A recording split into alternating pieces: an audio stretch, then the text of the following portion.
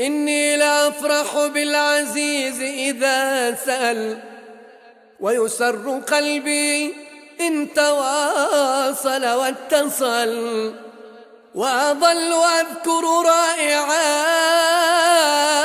حروفه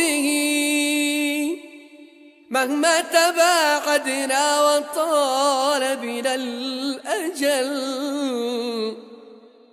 هذه أحاديث المودة بيننا،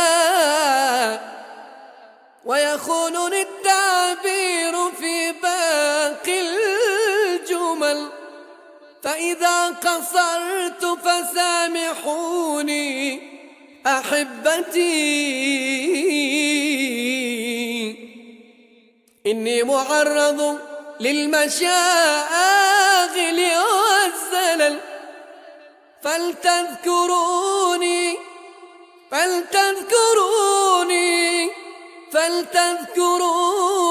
بالدعاء، فحبكم أودعته بين الحنايا والمقل.